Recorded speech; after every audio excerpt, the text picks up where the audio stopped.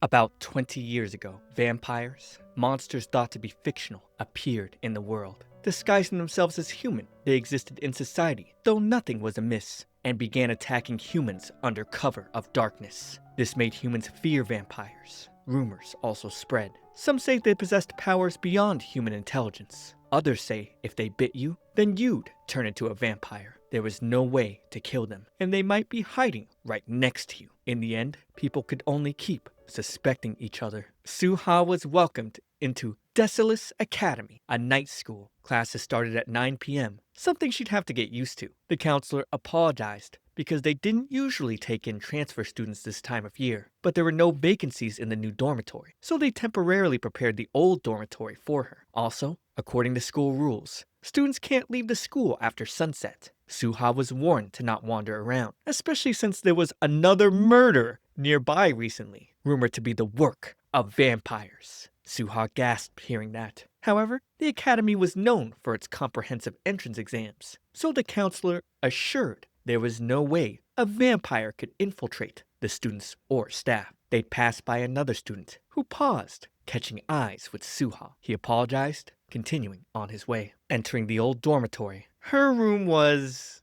certainly something. This gotta be one of the worst default bed placements I've ever seen. And yet, Suha was so excited. This was Riverfield City's most famous school, known for thoroughly excluding vampires. She was so elated people wouldn't think she was a vampire anymore. This time, she was definitely going to live a normal campus life. A secluded and dirty room was nothing because of her superhuman strength. But with the boy walking in on her suddenly lifting the bed, she got flashbacks to her horrific childhood of people calling her a vampire. She frantically told him she wasn't a vampire, and he believed her. After all, vampires couldn't get in here. Regardless, she didn't want to even be suspected because she hated vampires. This caught the boy off guard. She remembered he told her he was here for a book and scrambled to grab it. It was a book about ancient legends. She began to run her mouth about how she liked reading too, but caught herself, apologizing for talking too much. She was just happy someone finally saw the way she was and didn't suspect her for being a vampire. After he left, he suddenly came back into the room to ask her name, getting her flustered. He thought Suha was quite cute. His name was Heli, and he was in the 12th grade. He'd talk about it with his boys, the red-haired Gino and blonde-haired Shion, explaining to them Suha was staying in the old dormitory they had used as a storage room. Shion was annoyed they couldn't hang out there anymore, but Heli said they could, as long as they made friends with Suha, especially since Shion was such a good conversationalist. Jaka brought up their stuff was still in there. Noah added they'd have to find time to get it. Solon and John entered, wanting to know what they were talking about, and John reminded them they couldn't be friendly with the other students. Heli understood what he was saying, but thought there was something different about Suha. He was strangely drawn to her. Solon questioned if their kind even had those feelings. But even getting close, humans would never accept them. That aside, he wondered why all of them were in his room. On her first day of school, Suha took a breath to calm her nerves. She spotted Heli with his boys and ran towards him, only to hear Solon tell them not to get involved with a new transfer student. Heli spotted her, and with them all looking her way, she wondered if it was true no one would accept her here either. They weren't expecting her to look so sad. Shion walked up to greet her right away and started shaking her hand. Gina would cut in, calling Shion a problem child and that she shouldn't get close. But she could be his friend instead. John would enter next, telling her not to worry about what Solon said, and that they didn't agree. Oh, bro. They all simping for her immediately. I see where this is going. John would add that this was their duty as humans. A very human thing to say, that they needed to be kind to transfer students. Suha was glad, despite Solon being cold towards her. Since they still had time before class, Heli offered to show her around, and the rest of the boys wanted in, except Solon. He ended up going with them anyway. First stop, the library, and it was vast. Wandering the halls, we learned Shion was a 10th grader, same as Suha and Solon. John and Gino were in the 11th grade, and of course, Heli was the oldest. There were also two other 9th graders, Jaka and Noah, who usually hung out with them as well. They were close because they grew up in the same orphanage. None of them had parents. They went to the sports field, where Noah and Jaka were attending practice. The two were fiercely competitive and always practiced extra. Suddenly, a night ball came flying at Suha, and John would body block to keep her safe. Noah and Jaka went a little too hard and apologized, but checking up on Suha, she was quite flush, being held in Heli's arms. She was thankful but made the excuse she forgot something and ran off to her room for now. By her dorm, she thanked Salon, who was waiting there. She could tell he was the one who pulled her out of the way when the ball came flying. He tried to deny saving her, using the excuse he just wanted to dust off her clothes. Who is buying that? He warned her not to get too close to them. They couldn't be friends with anyone. Internally, however, he wondered why he felt so strange, so drawn to her. The other boys talked about understanding what Helly meant. It's like she had a mysterious appeal, like some force was tugging at their heartstrings, as if it made them want to grant all her wishes. Xian wondered if this was love. Suha, meanwhile, began to cry,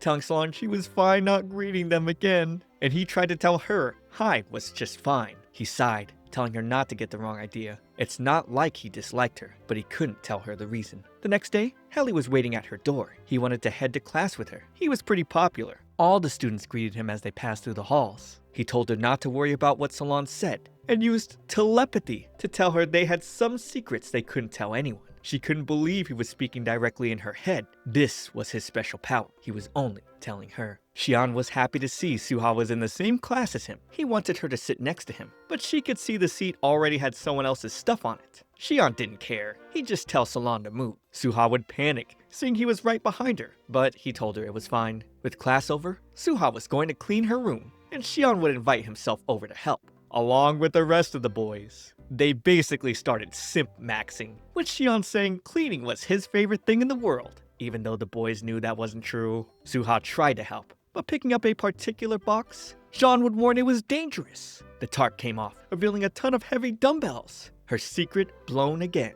Helly took it off her hands, using his telepathy to tell her not to worry. He had this kind of strength as well. The boys realized he was using his telepathy on her, and he just simply asked her to keep it a secret. They'd keep her power a secret as well. Xian would show off that he could float. John would balance the dumbbells with precision. Gino could warm her hands with his fire if they got cold, and Noah could control darkness. Salam was getting irritated with his boys, but Suha would look towards him with curiosity. He wasn't going to show her though. After things were said and done, Suha was glad to have met other people that had special powers too. She remembered a time in her youth where Chris offered to be her friend when she was lonely, and thought Helly resembled him. Solon and Helly would argue over seeing her, however, because the truth was, they were vampires. Suha's room was now sparkling clean, thanks to all the guys. Still, she was concerned about all the powers they displayed. She'd been suspected of being a vampire countless times due to her powers. But now, she thought she wasn't the only one. Since there were other humans with powers here, maybe she could enjoy a normal school life. While out at night, throwing away her trash, a guy would sneak up behind her. But she turned the tables, slamming him over her shoulder. Suha thought he was a vampire. Then she noticed he had a different uniform. The guy's friends ran to him, calling out his name, Khan. Furious, Najak was about to attack her before realizing she was a girl. He stopped, but Suha used that chance to low uppercut like this was Tekken. The last one standing, Tahel, was surprised to see that she took out Najak as well. She frantically suspected they were vampires. Enzi then came in, explaining they were not. Matter of fact, that was the worst thing they could be mistaken for. That was because they hated vampires more than anything in the world. Just like her. They were students from Sunshine City School. Once introductions were made, Khan explained they were investigating a certain incident. Just then, Jaka and Noah showed up, shielding Suha with their bodies. They asked what the Sunshine City boys wanted with their schoolmate. Khan revealed that the victim of the recent murder was one of their school's students. Noah claimed it had nothing to do with them. Jaka insinuated they were involved somehow, stirring their anger. Before a fight could break out, Suha stopped them with her incredible strength. She let her schoolmates know it was all a misunderstanding and that she wasn't being bullied. Helly would then show up as well, telling Khan and the rest to get away from her. He then offered to take Suha back to her dorm. Walking away, Khan stopped him. They weren't done talking. He accused the vampires of killing their student, but they denied it. Neither side could come up with enough proof to defend their claims. Helly threatened them, asking what they would do even if the vampires were the culprits. At that point, he and Tahel were about to throw hands. His eyes glowed red with bloodlust, but Suha's voice resonated with them all as she told them to stop. Helly would apologize for scaring her and tell Khan they truly had nothing to do with the murder. He proposed they settle things during the upcoming Nightball match. Khan made it clear that the Nightball match and murder were completely different, though he still boasted about crushing them. Walking back to their school, the Jack still believed their kin had been killed by vampires, and he didn't like the fact that the vampires thought they'd beat them again at Nightball. Seeing Solon by the window, Enzi excused himself, saying he had something to do. Khan warned him to stay away from the vampires. Elsewhere, Solon stared at the moonlight outside. It was as though it called to him. He suddenly walked into the light, reaching for the moon.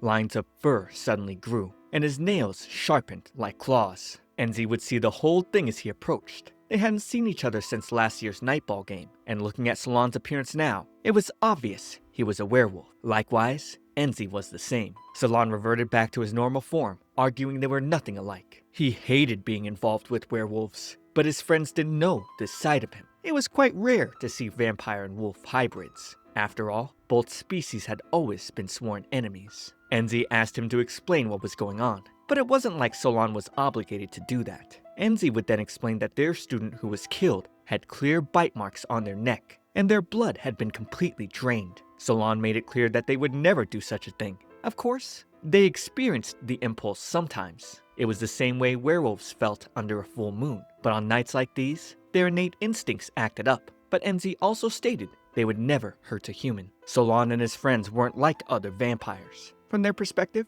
it was the other vampires who were wrong. Why did he think they were the only ones who were different? When Enzi asked how a werewolf and vampire hybrid was born, it wasn't that Solon didn't want to answer, but he couldn't. Not even he knew what he was. It was also the same for his friends, as though they were made somewhere, and one day they suddenly woke up from a long dream. Nevertheless, they had nothing to do with the murder, and they didn't see other vampires as their kin. The only thing Enzi could do was hope he was telling the truth. At least, half of Solon was like him. Enzi extended his hand to shake the hybrid, but Solon couldn't bring himself to do it. They then bid farewell. Back in the dorm, Suha thanked the boys again for coming to her rescue. Jaka and Noah happened to see her when they were coming back from practice. So how did Helly know she was in trouble? It seemed like he could sense her, but he lied that he just happened to be passing by. She was still glad he came. Before going to her room, she mentioned how Khan and his friends hated vampires, and she felt they were alike. Helly was stunned by this. Apparently, a long time ago, her friend was killed by a vampire, hence why she hated them.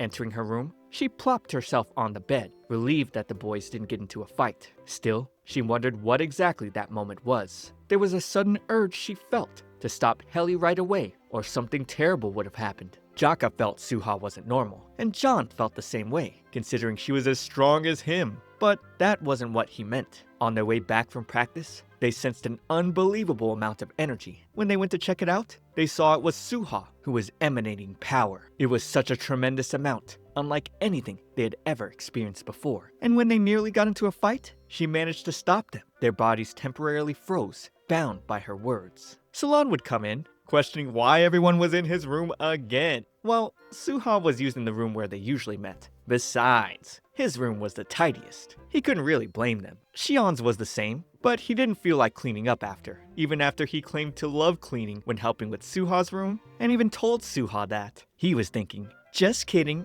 teehee. Jaka mentioned the werewolves that came around, but Solon already knew about that, using the excuse he could smell their unpleasant stench. Thanks to the recent vampire attacks, people were suspecting them again. They couldn't really help it, but Helly didn't want Suha to get the wrong idea, or hate them because of that. This was why Solon didn't want them to be friends with her, but they just had to go off, showing their powers to her. Surprisingly, the boys didn't even know what Solon's powers were. They wondered if he was just actually an ordinary human. In any case, no one wanted Suha hating them, so Solon told them to stick to just exchanging pleasantries and quit being so friendly. They all agreed, but that'd never work. The next day, Shihan approached Suha, inviting her to hang out this weekend. Wow. So now we have werewolves versus vampires, and we got a half vamp, half werewolf mutt. Very interesting. Also, I forgot to check out your Hypen song recommendations. I'll do it this week and report what I enjoy at the end of my next video on this series. Subscribe to keep up, but for now,